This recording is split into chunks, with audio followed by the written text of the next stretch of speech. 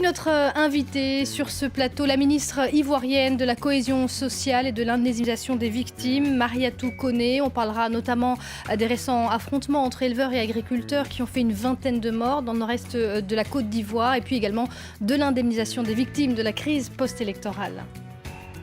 Alors, les relations entre chrétiens et musulmans en Côte d'Ivoire ont toujours été bonnes. Est-ce que vous craignez qu'avec ces menaces djihadistes de groupes islamistes, ces relations s'enveniment ou se dégradent petit à petit ? Je vous remercie. Je crois qu'avec l'attentat de Bassam, nous avons constaté la maturité des Ivoiriens.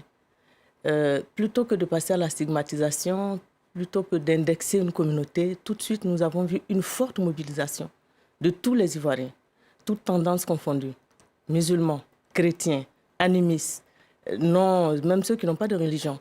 Nous avons vu la même chose pour tous les partis politiques, partis au pouvoir comme partis d'opposition, et toutes les communautés. Et donc, plutôt que de dégrader la situation de cohésion sociale, je pense que ça a plutôt renforcé l'unité nationale parce que tout le monde s'est mobilisé pour dire non au phénomène du djihadisme et dire non à la barbarie, à la violence qui... Et vous êtes convaincu que ça va continuer, même si malheureusement d'autres attaques peuvent survenir ? D'autres attaques peuvent survenir, mais je pense qu'au niveau de la sécurité, des mesures sont prises.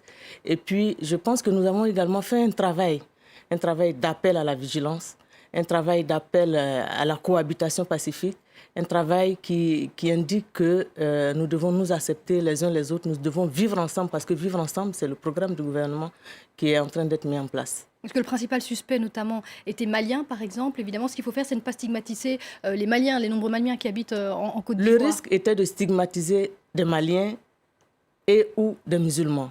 Mais je vous dis, ce risque-là, nous avons vraiment pu le juguler, de telle sorte que on ne peut pas parler de stigmatisation actuellement. Alors, bien que l'identité des djihadistes ait été révélée.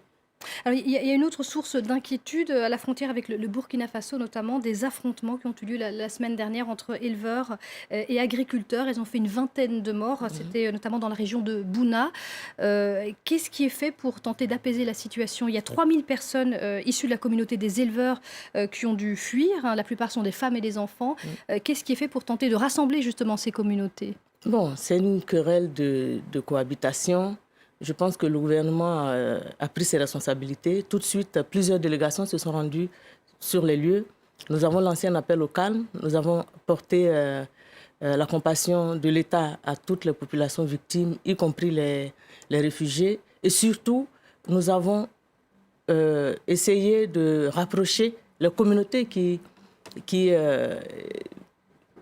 étaient belligérantes, à savoir les éleveurs et les agriculteurs. Et sur ce plan, je pense qu'aujourd'hui, à l'heure où je vous parle, la paix est revenue parce que désormais,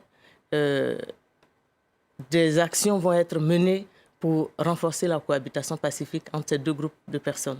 Madame la ministre, vous avez en charge également l'indemnisation des victimes. Elles sont nombreuses, les victimes de la crise post-électorale. Oui. Et certaines se plaignent de la lenteur de ce processus. Qu'est-ce que vous pouvez dire ce soir de concret pour les rassurer? Pour les rassurer, je leur demande de se tranquilliser, de rester patientes. Elles ont vécu des souffrances pour certaines depuis 1990, pour d'autres depuis 1995. Je veux dire, nous sommes au bout du processus. Au bout du processus parce que très bientôt, c'est-à-dire dans quelques jours, nous allons recevoir officiellement la liste unique, consolidée, la liste Côte d'Ivoire qui comprend toutes les victimes des crises survenues en Côte d'Ivoire. Et à partir de ce moment-là, nous allons procéder à l'indemnisation de toutes les victimes des crises survenues en Côte d'Ivoire. Les premières indemnisations pour quand?